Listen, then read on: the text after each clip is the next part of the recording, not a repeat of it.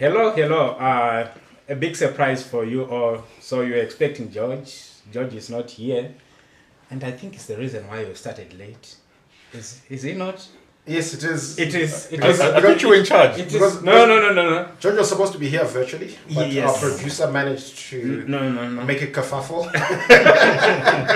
Rufala, are you blaming me for that? I thought we Of, would just agree that we of just the put tick and- everything on George. Anyway, Shumba, what are you drinking there?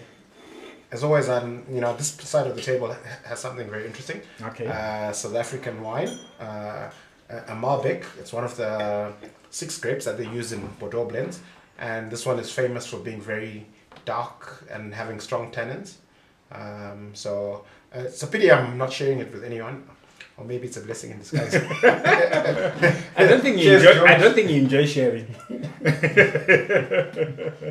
And Kanya, on your side. Yeah, in sympathy with George, we are at Java House. That's a Kenyan Arabica blend coffee, medium roast. Lovely. One day you'll Very tell nice. us what you really like about East Africa. One day. And in fact, maybe let's ask George what's so interesting about East Africa since he's there. Oh, we just need to go. So I've just kept it simple. Mazoe juice. Or orange juice rather. It's not Mazoe. You can't even tell the difference. It's just a simple orange juice. So yeah. Like last week, I'm just keeping it very, very simple. Okay. All right. A very interesting week. And it's actually surprised that, as the week was progressing, we thought maybe we didn't have any very exciting news or issues to discuss on the show. We had picked quite a few, and they were not looking as exciting as maybe as we have wanted, up to maybe around 8 this morning. And 2 hours later, we now have so much to talk about. And I guess maybe the starting point should be on the inflation. You have to do, I think we have now been told that there's blended inflation. Well, I think blended inflation has been there. It was invented for this part of the world many, many months ago. But I think what I find quite interesting is that you have a statutory instrument, 27 of 2023, making it the official inflation figure for Zimbabwe. And, it's just remarkable. We're in the first week of March, and we're already on statutory instrument 27. So the machinery is very busy at chopping and changing things. And you're the economist. Do you think it's progress in making this blended inflation figure, whatever it means? Maybe before he responds, just for our viewers. So yes, we woke up to statutory instrument 27 of 2023. And it says it is hereby notified that the Ministry of Finance, in terms of an act on census and statistics, is making the following notice, which was cited as the Census and Statistics General Notice of 2023. In this notice, they say rate of inflation. I think basically it's there to just define rate of inflation for us. Very different from what you know it as an economist. It means the general increase in price levels of goods and services measured, there we are agreeing, as weighted average based on the use of Zimbabwean dollars and United States dollars over a given period of time. What do you say, Tinashe? Well, I think it's just really ridiculous if you think about it. What is inflation? Inflation is really the debasement of a currency. So what is the currency? So They're saying the Zim dollar and the US dollar. The two of them. Surely they are currencies, are they not? That's why we're in a dual currency environment. Okay. We have 2 currencies that are actually operating in our country. We don't have a blended currency. There's nothing called a blended currency. Yeah, unless they're trying to warn us that in a few months' time, we're going to have this thing called a blended currency, which is the US dollar, Zim dollar. But from time immemorial, from the Roman times, it has been well understood that when we're talking about a currency, we're talking about one currency. When you start inflating, and that's where inflation comes from, it's inflating that particular currency. So this was gold that was now being mixed with bronze or copper or whatever it is, and you're inflating. And by inflating its price, that's what it means. It means inflating the price of a gold coin, right? And when you're inflating its price, it means you're also inherently debasing it. So as Milton Friedman said, inflation is always a monetary phenomenon. So what I would ask the authorities is, what currency are we actually trading when you say blended?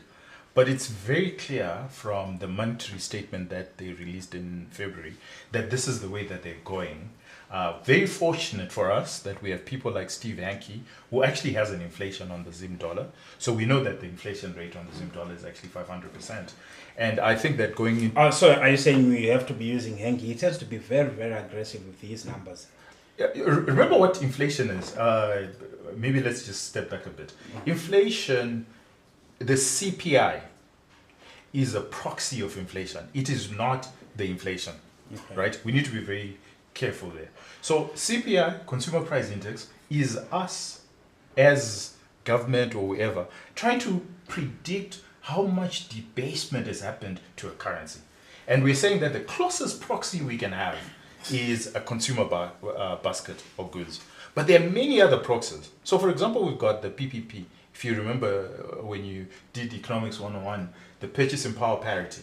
That is also another measure of inflation. So when you look at Steve Hanke is more aligned to PPP than he is to CPI. So, and PPP is just looking at, I think you guys as ZFN used to have a boiled egg index, right? That's again another. Well, we don't own that trademark, so we can't. We can't parrot it.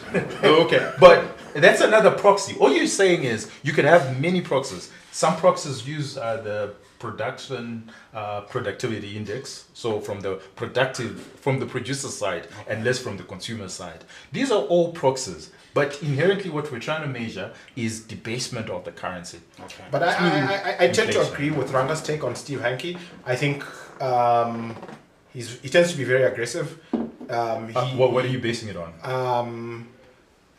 Because, okay, fine. I think some of his numbers are so removed from lived experiences. What are you basing it on? We buy. No. Okay, so let me make my case. That's anecdotal. No, that's not economics. What are you basing it on? I'm not using an anecdote when I. Yeah. What are you basing it on? I think that the best proxy for inflation for inflation in Zim is the power market rate. I think the CPI tends to lag. It's got various issues and challenges in terms of how goods and services are priced in Zim dollars, depending on whether the retailer prefers to be paid in Zim dollars or US dollars, and whether they are forced to use the official rate for their US dollar receipts. So it tends to distort a lot of the Zim dollar pricing, and things like rentals to a large extent. Well, I think when ZimStats is measuring them, they're talking to regulated rentals, which are always in Zim dollars, and they kind of, whereas a lot of rentals are actually paid in US dollars. Okay. So I think if you're going to look at the most pragmatic measure of the debasement of the Zim dollar is the power market rate, because firstly it's a market. Steve Hanke's his proxy is mostly the power market rate. And the power market rate, what you're actually saying is you actually believe in the purchasing power parity school of thought. That's actually what you're saying.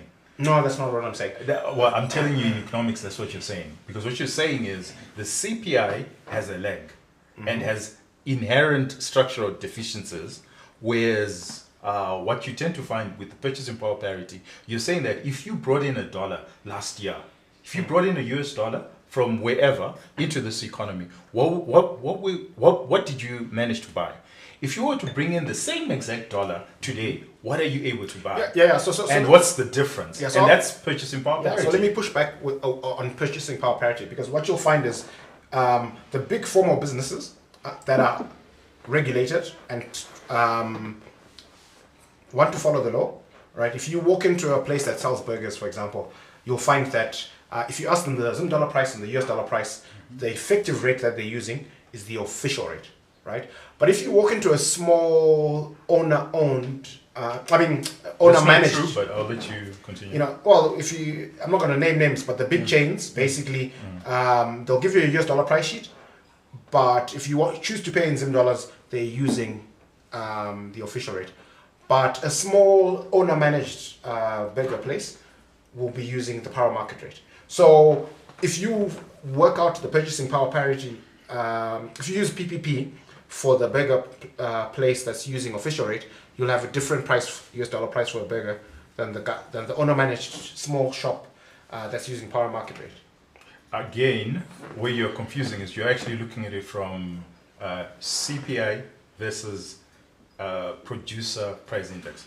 You're actually not looking at it from a purchasing power parity. You're actually looking at the differences between a producer price index and a consumer price index. Because the guy on the, what you're terming the smaller traders, they're closer to the CPI, and then the producer has his own inflation rate, which, you know, Zim Stats actually gives us, but it's a delayed, I think it's every quarter that they produce this. But you find that producers themselves have a rate, and I think OK, Delta have a rate that they consider when they look at all their prices, and they say, you know what, this is how our prices are rising.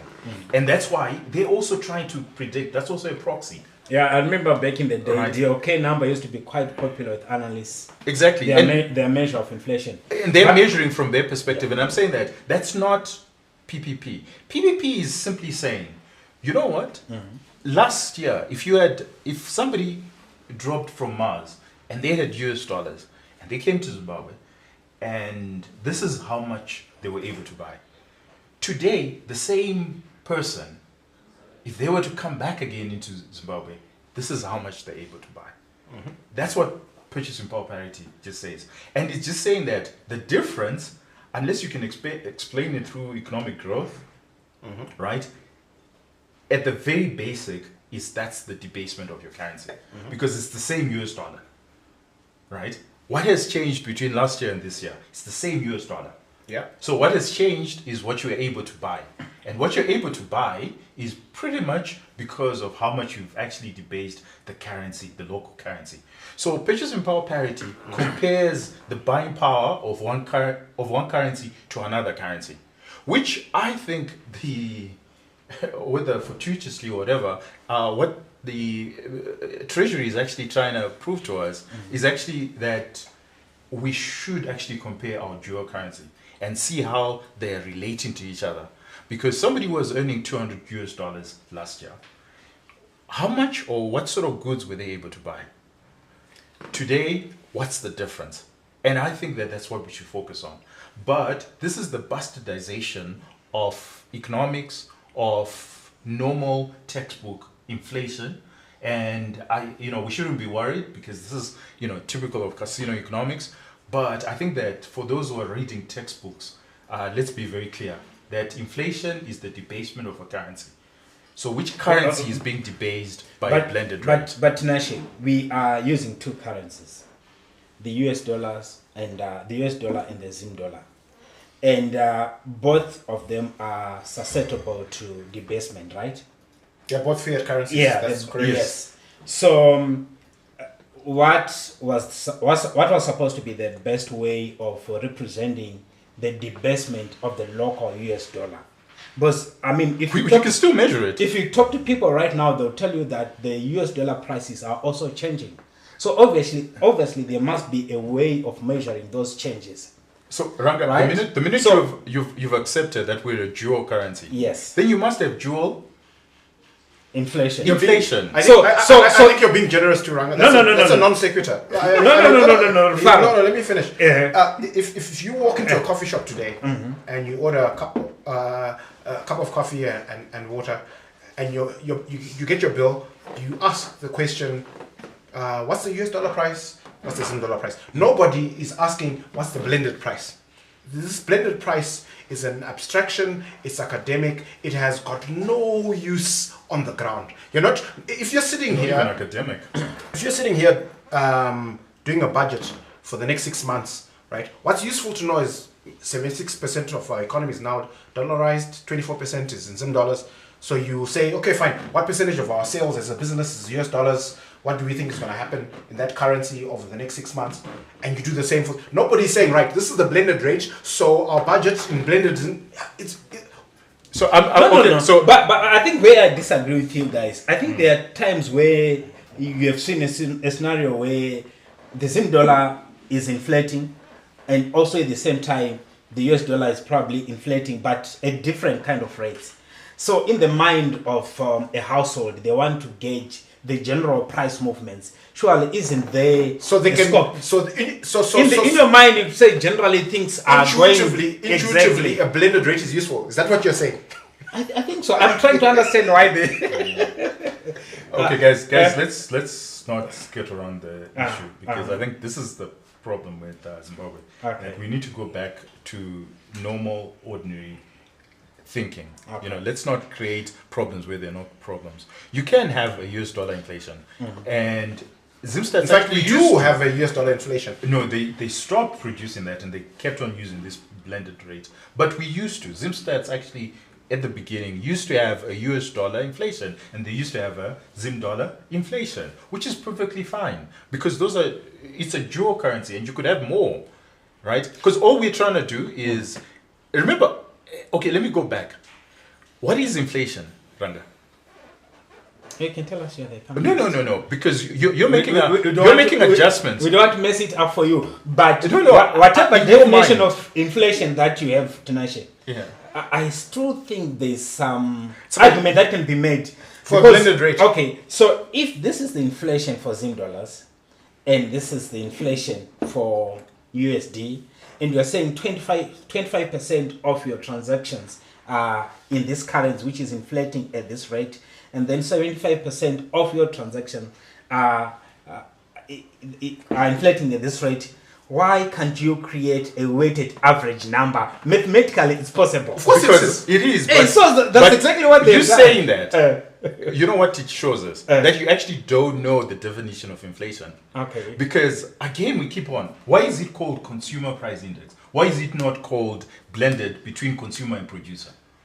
It's exactly the point that he made. That actually producers face a different kind of inflation from the consumer.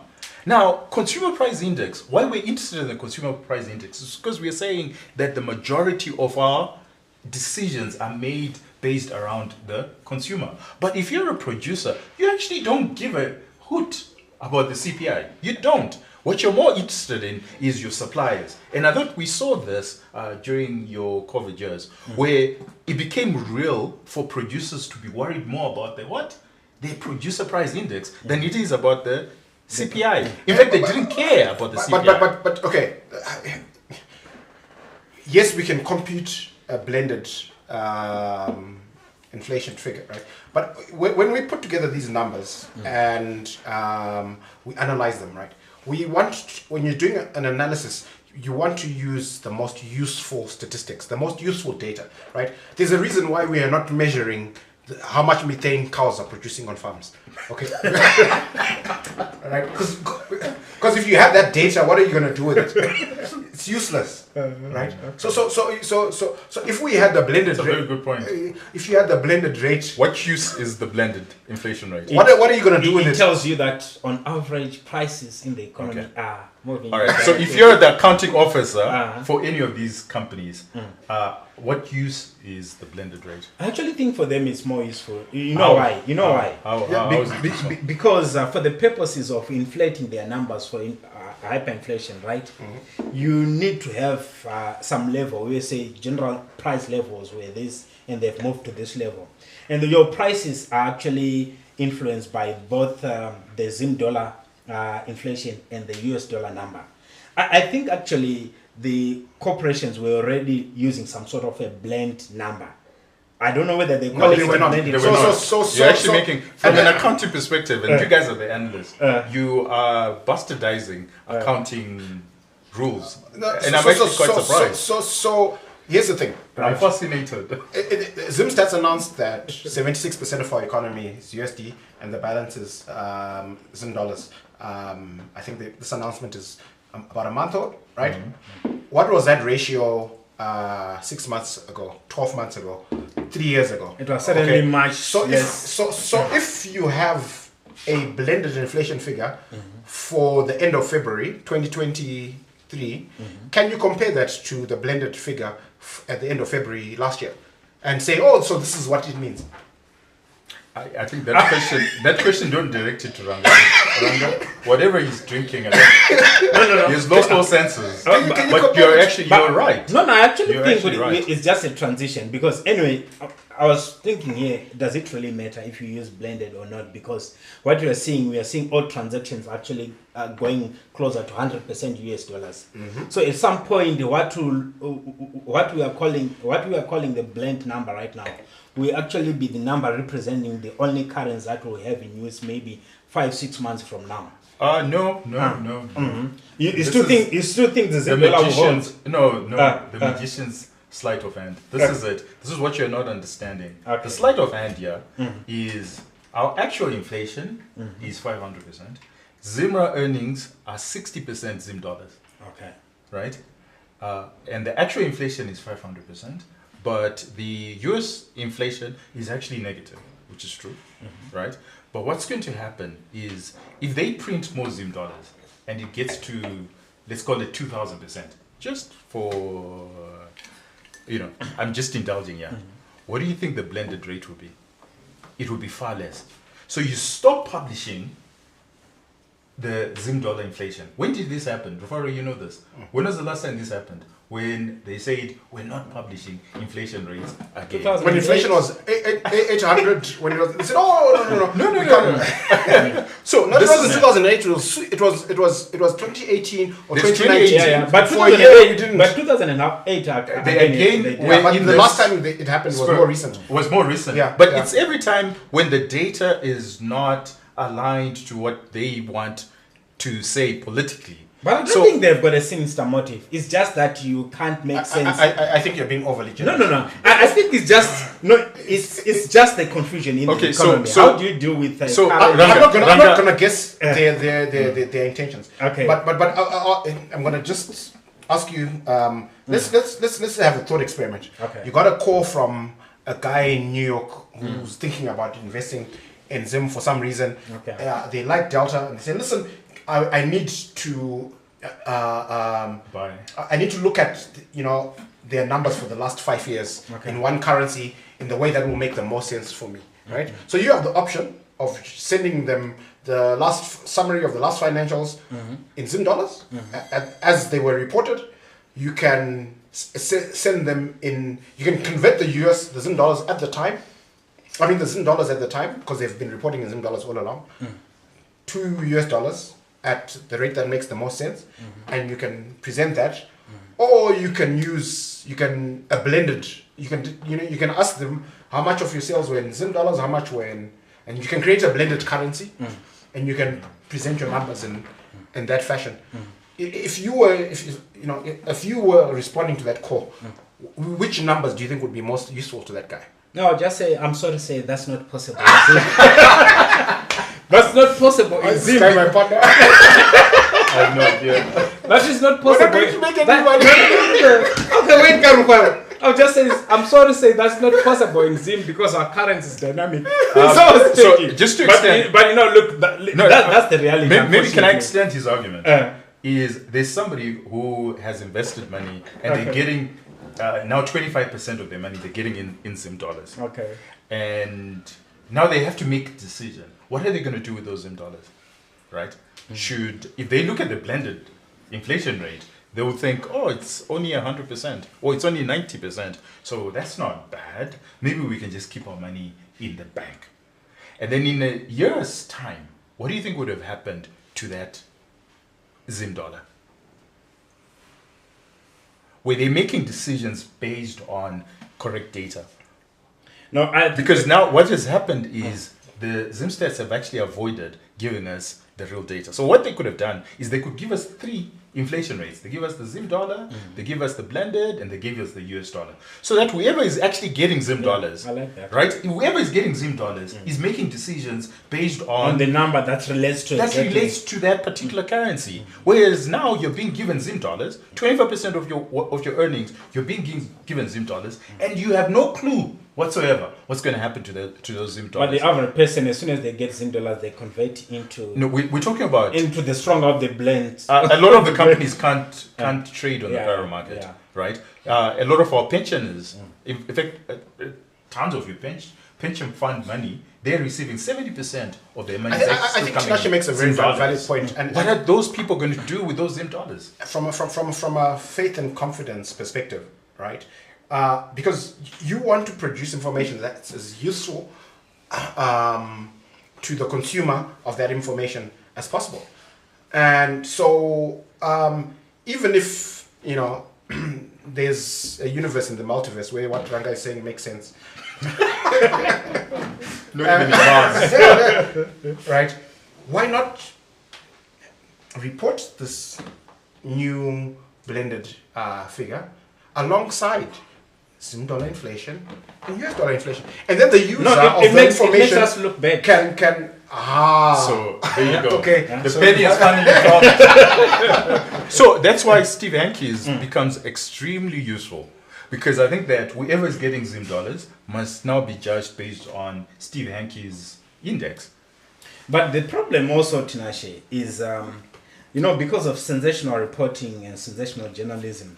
If you have got two numbers, one that says the US dollar inflation is maybe 1%, and then Zim dollar inflation is 500%, like you've said, what do you think the media will pick?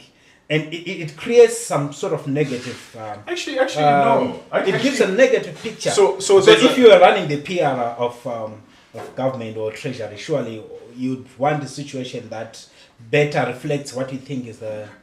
I go with Fufaro that which one gives us the best information, because there's actually something very critical that's happening that people are missing. That actually, in our dual economy, there's one economy that's actually suffering, which is the US dollar economy. We're seeing that demand is waning. We're seeing that there's deflation in the US dollar But economy. only in the formal sector, because the informal sector... Oh no, everywhere. Everywhere Okay. demand is actually waning. All right. And that's why if you had both, you'd actually then critically understand, if you're the policymaker, Okay. and say, okay, let's hold on a minute here. What's actually happening to the US dollar economy? And this is the first time we're actually seeing it. Because same time last year, people were actually complaining of US dollar inflation, that prices in US dollars were actually going up. Whereas this time around, we are seeing that actually prices in US dollars are actually coming off. And that is dangerous, because what it actually is signaling is that our US economy might actually be in recession already. That's actually what that number tells you. That actually the demand is not there anymore. So you are stuck with goods and services. People are stuck with goods and services. And the only way they can push those goods and services is by reducing their price in US dollars. That is what it's telling us. So from an information perspective, it's actually dangerous having a blended rate, because now you can't actually understand what's happening between the two economies. Okay. We are in a dual economy, and we should just understand that. But it has serious implications whether it's in the goods market. When you're trying to understand the goods market, you need certain signals. And the first signal for a recession, what is it? Is prices coming off substantially, because there's no producer who wants to sell something at a far less profit than they produced. I have a different perspective. I like the way you pose the question, to say, if you were in treasury in Zim and you were in charge of PR, how do you put a positive spin on what's happening and the outlook? And the way I would think about that question, if I was wearing a hat as Treasury's PR, is who's my audience, right? Who's the guy who, if I convince in global capital markets, is going to wire 10 billion, or is going to fly in and restructure our debt and bring in new cash, right? Is it the guy who thinks Trump won the 2020 election? Or it's a much more sophisticated, educated individual managing a bunch of money that understands who's read Milton Friedman and Hayek and Schumpeter and understands economics extremely well, right? Who are you selling your story to, right? So I would say if you're selling your story to a guy in a mega hat, yeah, you can tell them things here are fantastic. Next year we're gonna, Zim is going to take off economically and we're going to thrive. And that guy, if he was in charge Why of would MAGA, if you believe in MAGA, why would they even believe in and if that economy? if that guy was managing $1 billion, he might move. It's not. From a PR perspective, it's got nothing to do with investors. This has everything to do with the mob, with the public. Because what we actually saw in February, what the government doesn't understand, is that we actually produce our own inflation rates. Everybody produces this inflation rates. Everybody has a model. If you're a serious economist, you actually have a model, an inflation model. And there was something that happened in February. So remember, the narrative over the last 3 months has been inflation has actually been coming off on a month-on-month basis. Well, February saw a turn where instead of it coming off, it actually went up, and it went up by, it's now in the double digits. And that was the worry, that the trend had turned. And what's the signal to the market? And they were not quite happy with that signal. So that's why they then said, you know what, let's ban and let's use blended. And this is in tandem, if you're using the sleight of hand argument, it's in tandem with what actually happened in 2018, if you remember, that inflation started going up. And then they said, okay, let's ban the use of inflation. We're not going to have yearly inflation. We're just going to have month-on-month inflation. Because that was in tandem with their PR at that particular time. Again, but in who's 2008... convinced? Who are we selling the story to? But to the consumer, because is again, the consumer convinced by this because okay, there are these arguments. The civil servant, when he's going into a negotiation with government, which inflation rate is he going to use? Right? You can see how government is trying to have an upper hand in that argument. But for the longest time, the civil servants were not talking inflation anymore. They're just saying we need $400 US dollars, yes. But then for government, they will use now the blended rate and say, this is what we're giving you, and this is in tandem with the blended rate. And so when they say that, they're giving them in what currency? Because if you say blended, how do you do that? Because the blending is not a currency. Well, I'm glad you're not coming around. But then for their argument, they'll just say, no, there's nothing called Zim dollar inflation. So we'll just give you whatever the blended rate is, and that's... You will deal. Yeah, but you know what? I'm going to quote Obama here, and he had this lovely thing that he said. Reality has a way of asserting itself. So you can wax lyrical about blended inflation rates and all sorts of abstractions, but the guy on the ground has to interface with a bakery to buy bread, and he's got a Zim dollar price for that bread. He's got a US dollar price. The baker doesn't speak blended. He speaks. No one speaks blended. Right? Even the government itself doesn't speak blended. So to Ranga's point about your negotiation with the civil servants about salaries, or whatever, right? You've got to wrap it. You've got to make it make sense to them. You can tell them, well, the inflation is actually blended and the outlook is looking great, but they'll ask you, okay, fine. How much are you going to pay me in US dollars? How much are you going to pay me in Zim dollars? Argument. And they can figure out, they have a very good sense for how many loaves of bread you can buy with a certain amount of Zim dollars. They know what the price of a loaf of bread is in US dollars. So you can say that the blended rate tells us this story, but you can't pay in blended. Exactly. So you know what the funniest thing is with that argument is, if you look at contractors, if you're a contractor or you're a civil servant, you should now go back to government and say, fair and fine, if that's what you want. So now 75% or 76% of my payment must be in US dollars and only 25%. And that then creates the bit of a problem, because government cannot pay 76% payments in US dollars because their own revenue is actually 60% Zim dollar.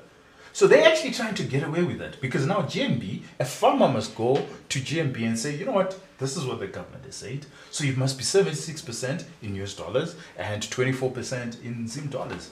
But where's GMB? So that makes me ask a question, because I watched last week's show. You guys were talking about the debt and the conference, and you had all these ideas that you bounced around about what we ought to be doing to fix it.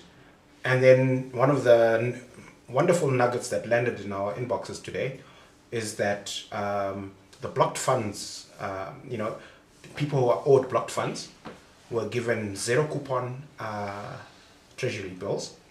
And the more money you had, the longer the tenure of your treasury bill. So if you were owed more than $8 million in blocked funds, some of your settlement is in TBs that are zero coupon that mature in 20 years.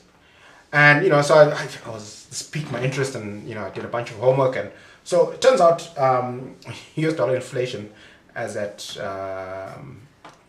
February or January is, above 5%. So if you're holding an instrument that's denominated in US dollars, and inflation remains above 5% for the next 20 years, in real terms, basically they're paying you less than 10% of your value. Yeah. So we'll revisit that issue, Farah. I think still related to the issues that we're discussing, and also from last week where we were talking about the debt issues and the fact that they identified like 3 pillars as issues that they had to deal with regarding economic reforms, governance reforms, and then what they are the white farmers, dealing with the white farmers debt. A very interesting development this week with the white farmers, where we are seeing reports that the president of the CFU going forward is going to be appointed a minister as part of trying to ensure that the farmers have got a look into government, and maybe make their voices heard in terms of trying to resolve all these issues to do with the white farmers.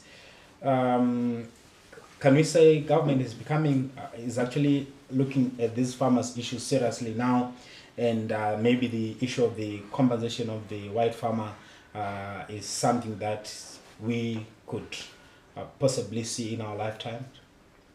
Well, I don't know about whether it's now more serious because you now have a cabinet ministry. But what we do know is that that's an obligation that must be paid. Must it be paid? Whether we like it or not. Why? It's a matter of law. At this particular point. You can go first, and then Farah will hear your views. At this particular point, it's a matter of law. Okay. If you think about it, what I can term the trump card that the farmers have is they need to sign off a deed of cession. So what's actually happening? Why do they need to sign off a deed of cession? Because you actually had a title deed. Okay. Right. So who is the issue of title deeds in this country? So never mind that you cancelled the title deed of the land. Is to do the transfer. Because who is the issue? Whose office are these transfers happening in? This is a matter of law, Rivaro, and you get your chance. Okay, so yours is a political one, but now it's a matter of law.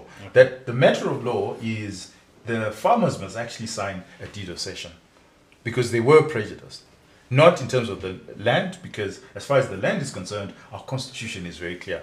But our same constitution, so you can't use the constitution and say, oh, we took away land using the constitution, but in the very next sentence, the same constitution says every farmer must be compensated for their property, right? And because of that, the farmers are supposed to sign a deed of cession. So that's the thing that they're holding, right? So unless the farmers sign the deed of cession, there's never going to be transfer of land and its properties. We would not have resolved the land issue. Okay. So because of that, because it's a matter of law, it's not a political issue, it's not a governance issue, it's purely a matter of law. That somebody developed this land and you agreed and your constitution backs it up, the law backs it up. Now, are they serious? I think that they found a way out where they're saying, you know what, we'll give you TBs, and they very much know that these TBs will be discounted and they really don't care about it, whether you discount them or not. But I think that it's now incumbent upon the white farmers on what are they going to do. Because if you think about it, the minute you flood the market, the US dollar market. So we've got about, including credit deposits, total deposits, we've got about 2 billion. The minute you inflate that number with these TBs, so this is about another 3.5 billion. It means that your money supply, your US dollar money supply, total deposits, has to increase to 5.5 billion. So you have 5.5 billion supported by only $1 billion in US dollar cash. You now have a problem. But we know how this government acts. To them, they have dealt with the problem. But I don't know if it's going to be enough for the white farmers. Like I said, if you think about it, almost the legacy debt that he was talking about, legacy debt, whoever is holding a legacy debt has no leverage whatsoever. That's why they can put it at 0 coupon. But the farmers, unlike anyone else, you believe they have leverage?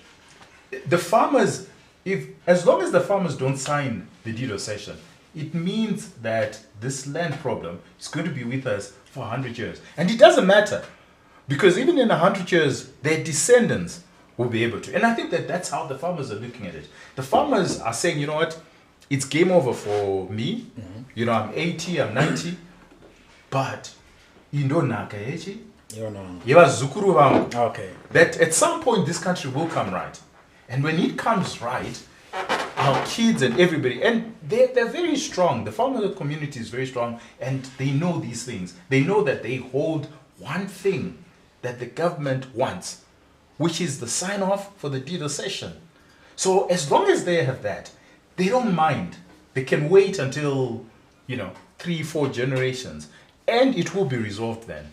So that's very clear. And that's why even when you look at what Adesina did and everybody, they keep talking about and hammering on the commercial farmers, because that's something.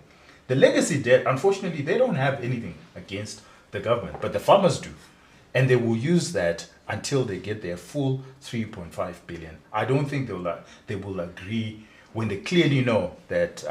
And if you hear what Minister Mtuli said, Minister Mtuli was actually very clear that, you know what, we're able to pay you anywhere in the world. Why do you think they would say that? That we can pay the farmer anywhere in the world. We'll make the payment. It's because they know. So please go ahead. Let's hear what you have to say. I don't think it's about the law. I think it's a socioeconomic issue. So because the law is not cast in stone for all of eternity. Okay, so the law today is that anybody who is a citizen can vote. In 1980, the rules about who could vote. Before 1980, the rules about who could vote were very different, and so the idea that this compensation is due because it says so in the law. Yes, that's true, but we can change the law if we think that law doesn't make sense, right? We can change it. We can wake up tomorrow, have a referendum, and say, actually, we don't owe those guys anything. That's our story, and we're sticking to it. Okay, we can also change our mind about land reform and say, no, you know what, it was wrong to take the land from these guys. We want to give it back to them, and we can change the law and do that as well. So this is I don't look at, this is what the law says today as a reasonable defense for we need to do this or we need to do that. I'm asking the question at a more fundamental level to say, but why do we owe this amount? And is it the taxpayer's burden, or is it the burden of the individual who's actually occupying that piece of land today with an offer letter? But that's a different argument. Let's start with the So what is the basis of that? So you're saying we should just change the constitution? No, so what I'm saying. So I've got to reply to that. No. I'm not just saying we should. Pharaoh saying where's the obligation? What is the basis of this 3.5 billion? Where is it coming from? How did we work out that we owe them 3.5 billion? Why is it not 1.2? Why is it not 7? Why is it not 0? Okay. I don't think we've had that conversation. But in your mind, but I can still tell you. So in your mind, is your range starting from 0 to 3.5, or you believe that it's 0? It's 0, or they are owed something, they should have been paid something? So my view is the number should be 0. Yeah. So I've got to reply to that. Okay. So the first thing is, it's the law. So whether you like it or not, No, we can change the law. What I'm saying is no. yeah. Let me go through the steps. So first thing is it's actually in your law. It's your constitution. It's in everything. It's very clear. But you are right. You can change the law, right? But if you do change the law, as we've discovered, that actually the world is in support of the white farmers, because again our credit systems rely on good, fair, just systems. So if you, because there's a farmer who put up biological plants, right? He had his plants there, and yes, the land, you've taken up the land, but his property, what are you going to do with his property? And as far as property rights are concerned in the real world, so you could do that in Zimbabwe and you could forget about it. Yeah, that's fine. But the world is actually very clear. The world does not talk about legacy debt. The world does not talk about any other, but the world is very particular about the white farmers. And the world has actually accepted that the land, there's no compensation for the land, but there's compensation for what they did, their property. So that is very clear. Then the third thing, how did you come to 3.5 billion?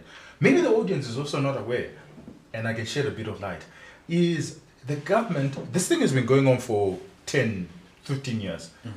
And as to their credit, the government has seen a bit of traction in the last 4 or 5 years. But there were valuers, right? The farmers had their own valuers and say this is their number. And they then sent this number to government, and then government was given 2 years in which they were supposed to value all the properties, and they didn't. So we're going with what the farmers gave us, primarily because our government was drilled. They didn't do their job. They didn't send evaluators.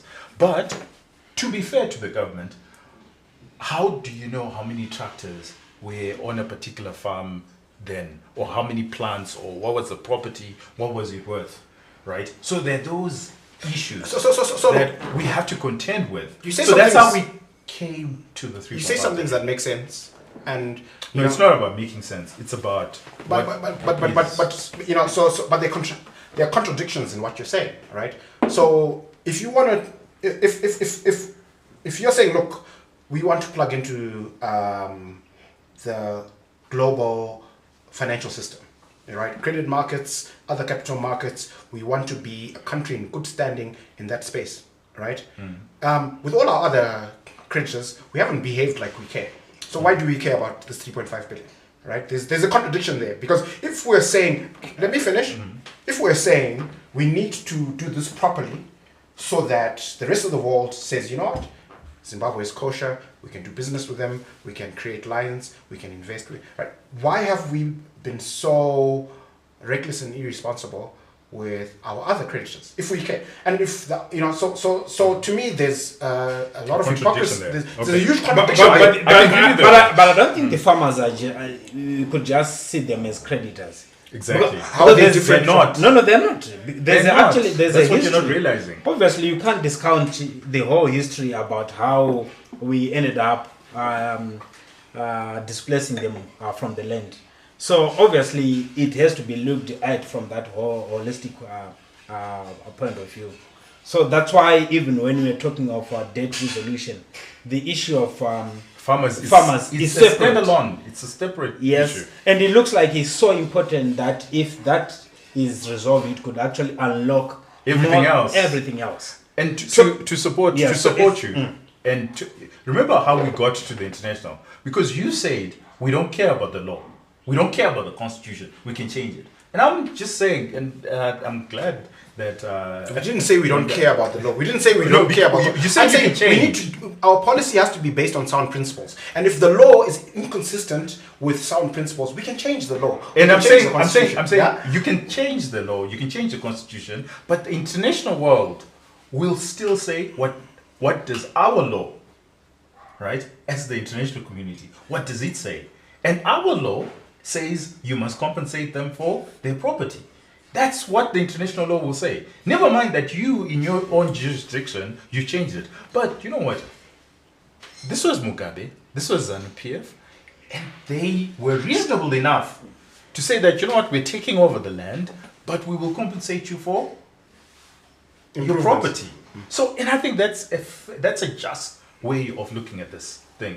And if it's just, yes, unfortunately, if you have Rufaro in government, he's going to change the law and say it's not just, which is fine. You can do that. I'm not saying you don't have the wherewithal, the power to do I'm that. just saying, but I'm just saying that you're creating even a much bigger problem because the international world, it's not going to go away. Even for 300 years, this thing won't go away. So I think that principles tend to be universal, right? Which is why I highlighted the contradiction, right? If we care about our credit status as a country, we can't be cherry picking. We're going to be really nice to this creditor.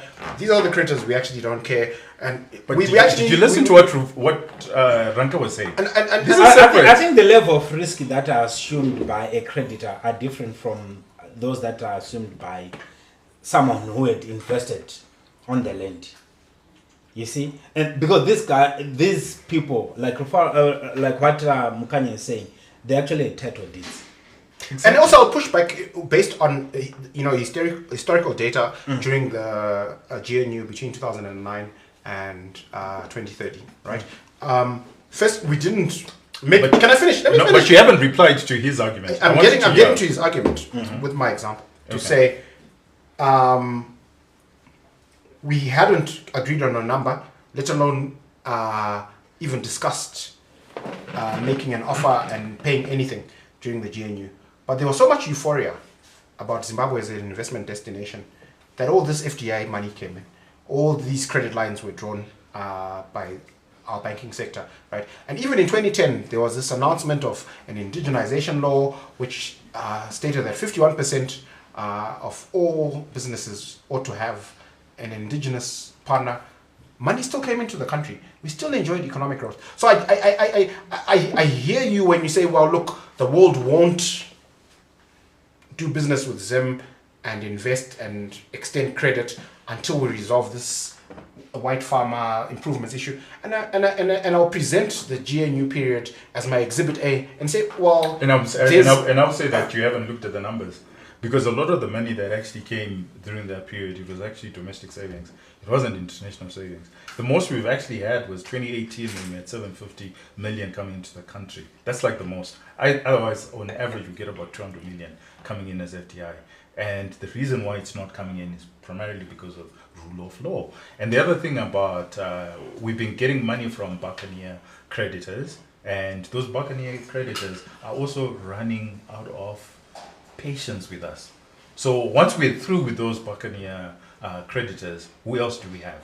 And all I'm just saying is, actually, if you look at it from both sides of the argument, if you're the farmer, right? If you're the farming body, you can wait this out for 200 years. It doesn't matter because the international community is actually on your side. So you're not really backing on what the current government is going to do, because the international community is actually on your side and they've acknowledged that this is a problem that needs to be fixed. So you're actually in a very good position, more than your ordinary debtor or creditor in this particular case, who has absolutely nothing, but his prejudice was because the currency was changed. You actually are in a very strong position. And you can wait it out for 200 years. And for your ordinary creditor, it's assumed that you know that there's always credit risk, that you may not be paid. It's different from having your property taken. So these guys, they were sitting on land that 2 or 3 generations ago was violently taken from other people, and they should have felt less credit risk than some guy in New York wiring money into them. Is that what you're saying? No, yes, I'm saying that because actually, on a moral perspective, Rufaro, you're actually on the wrong side. I'm not moralizing. I'm not making a moral argument. I'm just on principle. On a principle, risk perspective. Because actually, from a principle perspective, the guy who plundered was not the guy who was on the land. Those 4,500 farmers, most of them actually bought their land. Most of them came in after World War II. Most of them.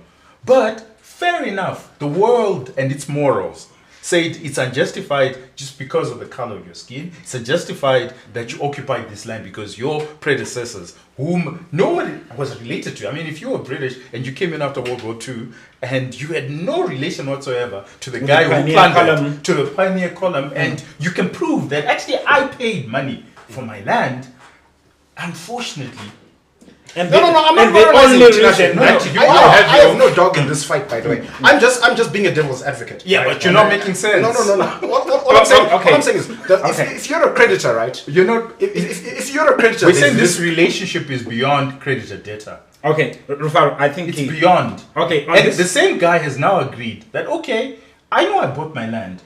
Sure, you've changed the constitution and you can take over the land. And the world also then accepted that, yes, I think the land, these guys had to take it. It was unjustified how this land was taken from the first place. You bought land that was stolen, right? That's the argument, the moral argument that the Yeah, world but makes. we're not moralizing here. So you can take that, but surely the investment that I made on the land, you must compensate me for that. No, look, I hear you, and what I'm saying is, okay, it's No, a you're not. philosophical conversation, right? Whether we owe them 0 or 3.5 or more, right? But there's also a pragmatic aspect to what I'm saying, which is the moment we take a view that we care about our international creditors, let's on principle take that view and exercise it for all our international creditors. They're not the same. All shares are not the same. That's why people have pref shares and ordinary shares, Class A, Class B. I'm actually surprised this is coming from you. Creditors are not the same. Debtors are not the same. Okay, Tomorrow. James, let's quickly dive into the issue of the No, block- but he needs to explain himself why he thinks that even shares that are distinguishable, suddenly creditors are the same, debtors are the same. Why would you think that? As a matter of principle. No. So I'm not. I think for him it's a revolutionary Me? position. It's Yes, actually me. it's our leg. Of He's not course. thinking. I actually don't This think. guy Okay, is actually okay. not thinking. No. Okay, James, let's leave this issue. Rufaro, you're not we, to may, think. we may not You're have, not thinking. we may not have enough time to just look at the issue that you have introduced. We will probably look at it in detail maybe in the next week or the other. Yeah, we can have a rabbit hole. I'm happy to go Yes. toe to toe international on Yes. this. But we just need to just talk about the issue that you introduced about Blocked funds. Blocked funds. So it's actually a memo coming from the Minister of Finance saying it's a resolution. It's part of the resolution of the blocked funds scenario, and basically they're saying they are paying off. The Treasury assumed that debt from the RBZ, and they've paid off some 19 million to date, and then they've got some plan. Out of like But- 1.67 billion. But maybe just for our audience, maybe you can just both of you can just take us through how did we find ourselves in this situation where we've got these blocked funds, and what are they? Is it money owed by government and etc? If it is, why is government or why is the borrower setting conditions of repayment which are said they are non-negotiable? Take it or leave it, or maybe there's something that we are missing. Okay, so the story behind blocked funds is that we were a US dollar economy, and then one day we woke up and we decided we were not. And while we were a US dollar economy, we made these promises that, look, if you've got US dollars and you've made a payment to a person to an offshore invoice or creditor, that's going to be honored. So what would happen is, because we've got exchange control, if you want to make offshore payments of a certain magnitude, you have to go through the exchange control process. So a lot of depositors who had US dollars when it was 1-to-1 had foreign creditors or invoices, and they went through the process to have them approved for payment, and the payment was approved and their account was debited, but the guy offshore was never paid. So as far as the data this side is concerned, they've done their bit. In Yes, terms so of- if I they've sent an instruction to the bank, yeah, and they know that they've got enough funds to cover. they were debited. As far as they're concerned, the transaction is complete and they're waiting for performance. Okay. That's the what a blocked fund is, right? But obviously this money on the other side wasn't there. Okay. And so it was given this very. Why was it not there? That's another rabbit hole. That's another rabbit hole, right? That's fine. So it was given this. He's a naughty guy. Instead of saying the money that I owe you that I shouldn't have taken from you, they created this wonderful euphemism. Okay. Blocked funds. As if somebody, some nasty character somewhere, outside Zimbabwe blocked those funds. But anyway, fast forward to today, a lot of those payments still haven't been made, and the creditors are saying, guys, where's my money? I think I would say that it's absolutely nothing unusual. So the idea of block funds is nothing unusual. I think it happens, especially in developing countries, in Africa especially. It happens all the time. Ethiopia being a classic case. So when you look at, I think we can say the names. I don't know whether that's. I feel very uncomfortable when you say, because it happens a lot in Africa. It's okay. No. I'm saying that. What happens is we tend to think that there are certain things that are extremely unique to us, right? That actually. So when we say block funds, it's not a Zimbabwean term. Okay. Right? We need to contextualize that actually the idea of making payments, and it has happened to DSTV, it has happened to all international, that you go into Nigeria and you can't make those payments, or you're in Ethiopia or Tanzania or even Kenya, and you can't make those payments, and they central bank then puts them under block funds. Now the difference between Zimbabwe and elsewhere is that elsewhere you will probably not get TBs. You won't get zero coupon bonds of up to 20 years. They will eventually make good. And sometimes that's when the International Monetary Fund comes in and it says, okay, we know that there are these funds that you should have and you need balance of payment support. That's where the term comes from, because there were funds in the system that are now hanging in the system. Mm-hmm. And then the IMF comes in with its BOP support and those payments go through.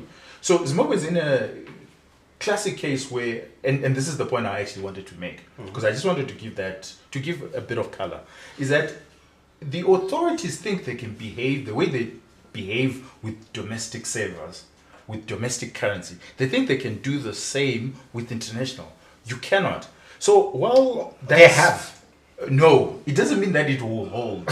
You see, so the thing is, a lot of those people, a lot of those creditors are watching and they're saying, okay, you have said that, but it does not necessarily mean that we accept it. It doesn't mean, and this is the problem that government has to understand, the treasury must understand, that a lot of with Zimbabweans, we move on. Look at what happened with 2008. Our currency is inflated away and we just move on. There's 9 billion, I think it was Justice Smith who came up with the prejudice, about 9 billion. We've never received any of that money. But you can't do that with international creditors. International creditors, this other thing, they would outlive the current administration. So even if the current administration goes on for another 20 years, I can tell you that one day, whether in 50 years' time, someone will come and say, no, you guys took our money. There was a prejudice, a real prejudice. I don't care that it's zero coupon. That's why a lot of the creditors haven't even accepted those TBs or those bonds, because they're saying, no, I actually don't agree with your terms. And even if you tell me this is how you're going to do it, it doesn't mean that I agree. And this is the reality that our treasury has to understand. And this is what Chisano was saying. This is what Adesina was saying, that you guys, you behave as if it's law unto yourselves. The international community doesn't behave that way. And the international community will outlive you guys. Right? They will outlive you guys. And when they have, eventually that debt will have a coupon. Eventually, you're going to have to pay it. And you will pay it fully, unfortunately. I'll give you just a minute to respond, because we are about to wind up the show. I'll push back a little bit. I think that, so there are countries that have, we're not the first country in the world to behave badly from a fiscal perspective. Argentina has had crisis after crisis. And so the good news from a Zimbabwean perspective, which is the point I want to make here, is that a lot of these creditors, for all intents and purposes, they've actually written off what we owe them. And if but it doesn't mean that they don't want it. And I think he's I want to. he doesn't understand what happened in Argentina. You can get away with it so inflation. You can get away with it with your domestic guys because you are low onto yourself. But even in Argentina, I can tell you that every dollar, even throughout the hyperinflation, every dollar that they owe internationally, they've had to pay it with a coupon. I can tell you that for a fact. You can get away with it with a domestic currency. Because all you just do with the domestic currency is scenery. No, but so Tinashe, are you saying if they put a coupon, this paper or whatever resolution would have been looked at differently? Absolutely, it's a negotiation. Okay. Absolutely, that's why I kept on saying that the idea of a block funds is nothing unique. It's nothing unique to Zimbabwe. Absolutely, and the idea of okay, guys, please understand, we're in this predicament, but these are our terms. So the next guy will look at it and say, oh, okay, that's fine, but I can agree to it or I may disagree with it. There are some who will accept those TBs and discount them and move on, but the majority actually won't. The real world, Rufaro, doesn't behave the way you and I behave because we've been stuck in Zimbabwe. And we think that things happen in 3 months or in every week. There are people who will sit there, there are companies that have been around for thousands of years. And they will look at it and say, you know what, in 200 years, because this is the thing, you know why it's called sovereign debt? The best thing you can hold is sovereign debt. Because when it's sovereign debt, political parties die, they change all the time. People, you and I will die, and there'll be a new generation, and the new generation will want to be in the league, in the family of nations, and say, you know what, we want to be part and to be fully integrated in this international community. And for us to do so, we will listen to what the creditor says. Because, you know, there's a guy right now who wants to give you something, wants to give you money, whether it's Chinese or wherever. And if you're mistreating these other guys, what do you think he's going to do? What do you think he's gonna do? He's not going to wire a dollar. That's a very interesting question. What do you think the next prospective credit of yours will do if you have got the habit of telling him how you're going to pay him and so what instrument they should carry? It's a good spot to end today's show. I hope everyone has enjoyed it. It's been lovely. I mean, do you feel like we're missing George here? George, you are not missing me at all. I miss you, George. No, we don't. Cheers. It's been lovely to have you along for an hour or so, and we hope the discussions that we've had have sort of stimulated your thoughts in one form or another. You agree or disagree. We want to hear your comments, because you know at the end of the day, all of us are trying to. But what we are trying to push for is good fortune for Zimbabwe. Thank you very much, gentlemen, and thank you very much, everyone, for watching the show. See you next time.